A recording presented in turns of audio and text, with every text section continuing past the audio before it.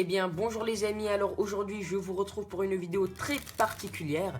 Je vous retrouve pour la vidéo spéciale 100 abonnés. Et donc à ce propos, je tenais vraiment à vous dire un grand merci. Alors aujourd'hui je vais vous expliquer le tour Change Sandwich que j'avais promis que j'allais l'expliquer à 100 abonnés. Et c'est chose faite. Donc si vous n'avez pas vu ce tour, je vous invite à aller le voir. Je mets un lien quelque part à l'écran et dans la description. Et alors si vous êtes prêts, c'est parti pour les explications. Alors pour faire cet effet, je vais prendre les mêmes cartes que dans la démonstration.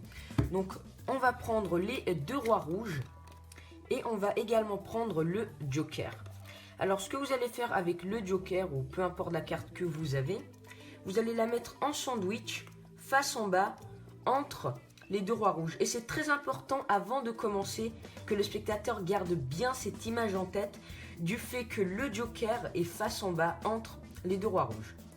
Maintenant, vous allez dire, ou du moins vous allez faire semblant que vous allez perdre ces cartes dans le milieu du paquet. Mais en réalité, ce que vous allez faire, c'est que vous allez juste ramener la carte du dessus en dessous. Et pour faire cela, c'est vraiment très simple.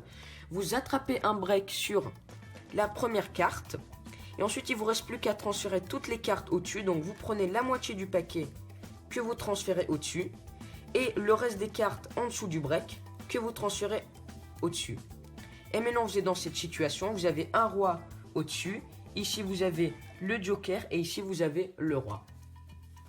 Alors maintenant vous allez faire choisir une carte au spectateur.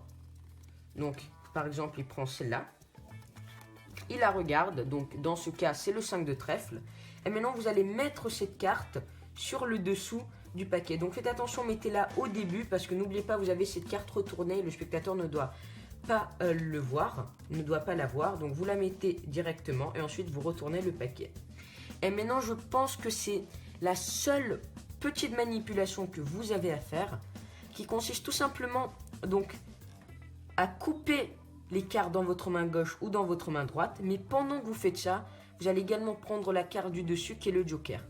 Donc pour ce faire, vous allez attraper un break sur la carte du bas, donc un break avec le petit doigt. Et pendant que vous allez transférer donc la partie supérieure dans votre main, que ce soit la main gauche ou la main droite, en même temps, vous allez également prendre la carte du dessous.